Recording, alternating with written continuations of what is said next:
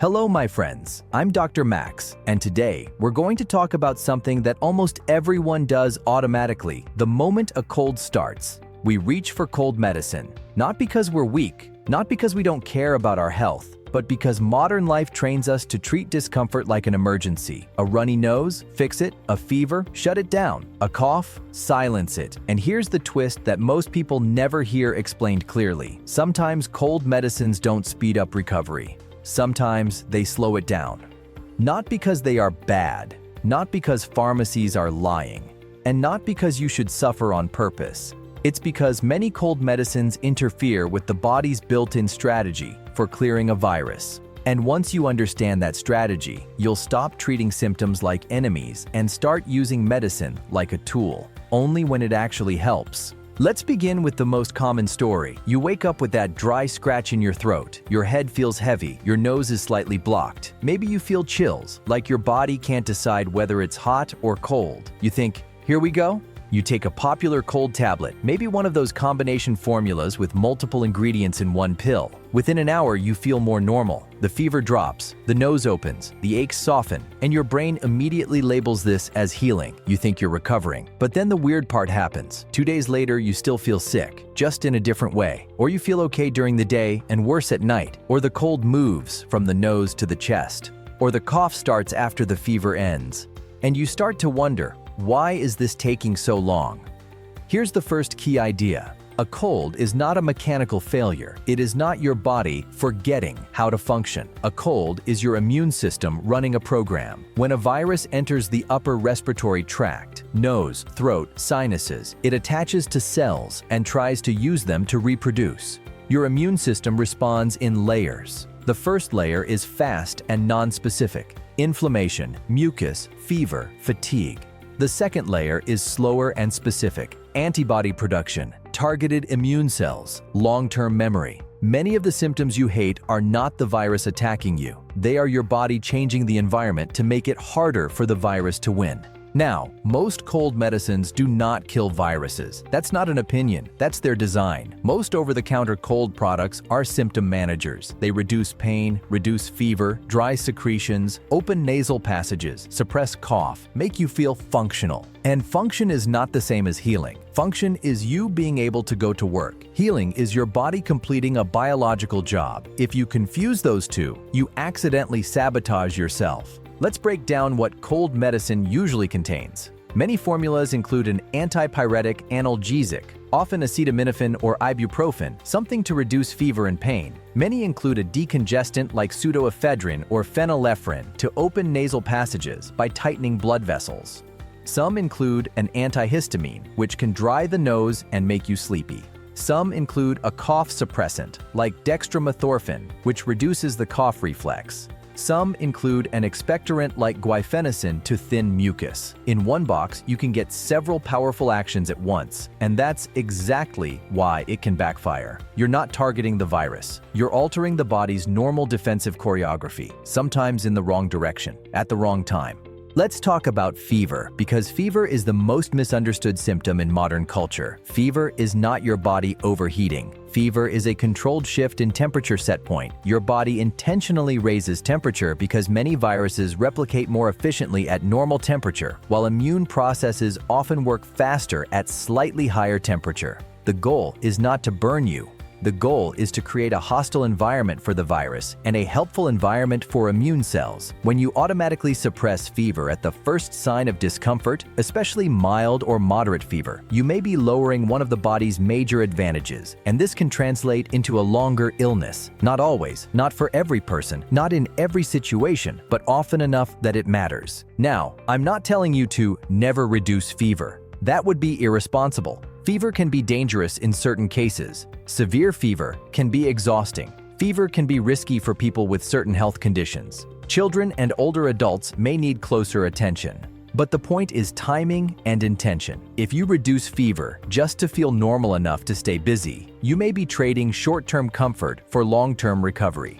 Here's a simple mental test. Ask yourself, am I using medicine to support recovery, or am I using medicine to pretend I'm not sick? Because those are two completely different strategies, and your body can tell the difference. Now, the next misunderstood symptom is mucus. People hate mucus. They want it gone immediately. But mucus is not just gross fluid. It is a protective trap. It captures viral particles, dust, bacteria, irritants. It also contains immune molecules. When your nose runs, it's often your body trying to flush things out. When you take medications that dry you out too much, especially certain antihistamines, you can thicken mucus and slow clearance. Thick mucus doesn't drain well. It sticks. It irritates. It can contribute to sinus pressure. So the medicine that stops the runny nose can sometimes create a feeling of deeper congestion later because the body's cleaning mechanism got slowed. Then there's the decongestant effect.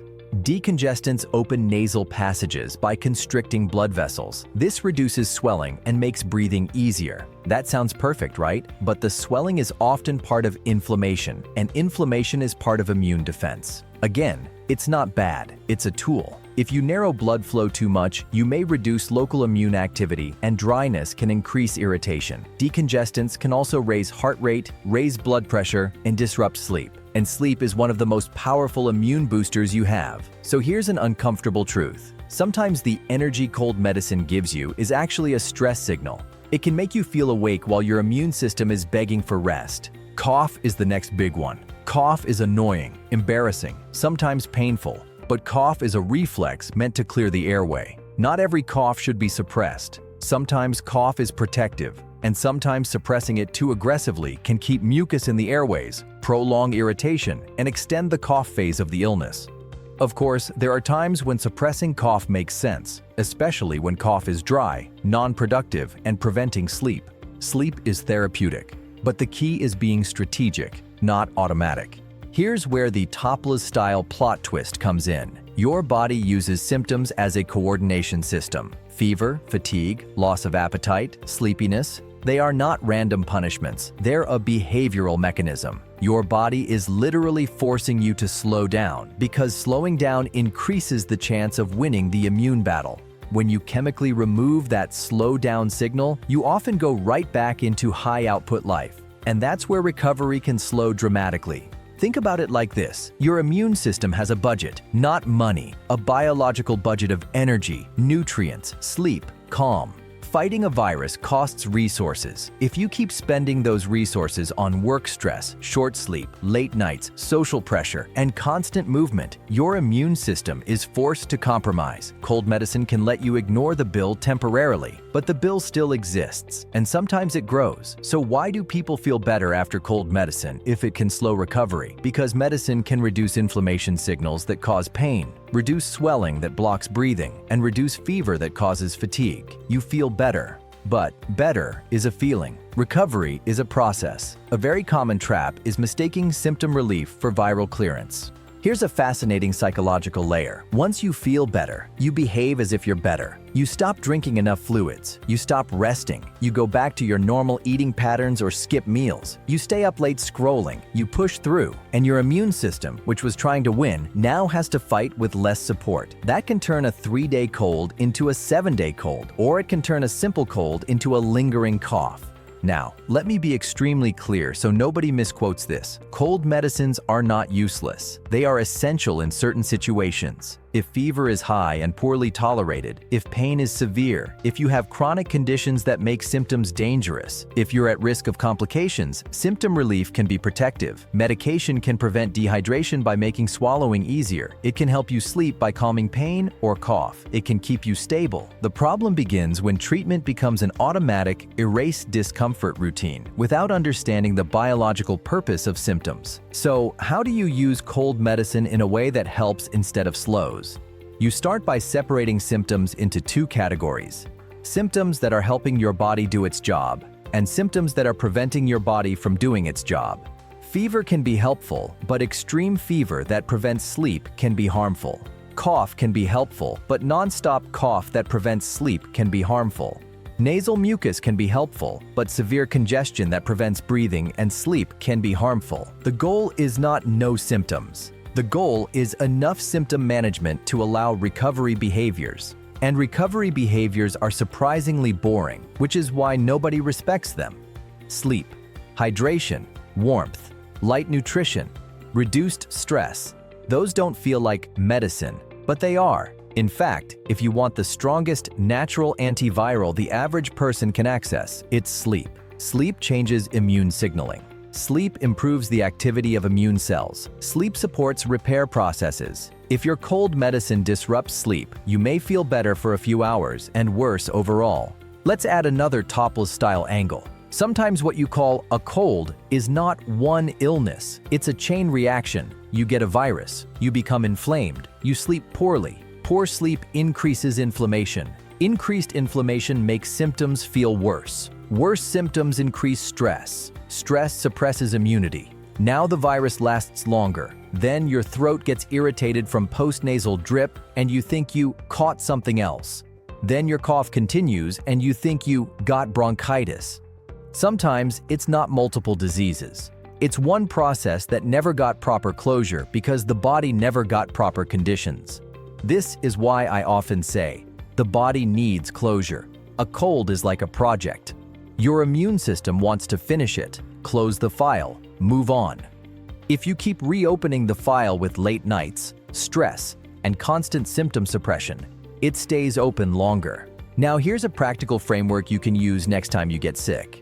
First ask, what is my main problem right now? Is it pain? Is it fever? Is it congestion preventing sleep? Is it a cough preventing sleep? Choose the smallest intervention that helps you rest and function safely. Avoid everything at once formulas if you don't need everything. Many people take multi-symptom pills when they only have one symptom. That increases side effects and increases interference. Second, protect sleep like it's medication. If you must take something, choose what helps sleep rather than what creates artificial energy. For example, if you take a decongestant late in the day and it keeps you awake, you might feel like you're treating the cold, but you're actually removing the best healing tool you have. Third, hydration is not optional. If you dry secretions too much, mucus becomes thick and sticky. That can prolong congestion and cough. Warm fluids, soups, teas, simple water, these support clearance.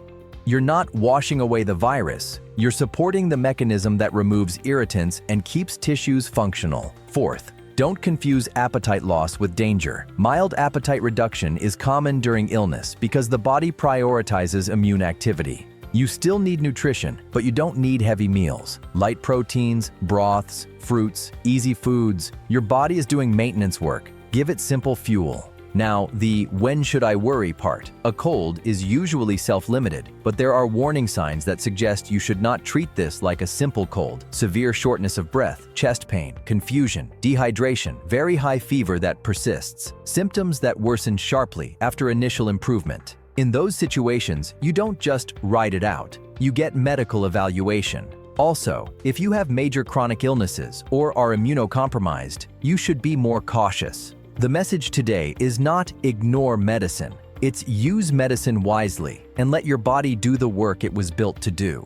Now, I want to address one myth that traps people. If I don't take medicine, the cold will get worse. Not necessarily. The cold will follow its course. Medicine can change how you experience the course. In some cases, it can make the course safer and more tolerable. In other cases, it can trick you into overexertion and slow recovery. The virus doesn't care that you feel better. It cares whether your immune system has cleared it. Here's another interesting twist. Many people think the goal is to kill the virus quickly, but your body often wins by containment and time. It slows replication, limits spread, clears infected cells, builds targeted immunity. That requires rest and calm. If medication removes the signals that force rest, you might keep acting like a healthy person while being sick. And that's like continuing to sprint while your leg is healing. It might feel okay for a moment, then it costs more. Now I want to make this interactive in a way that actually matters. Think of the last time you had a cold.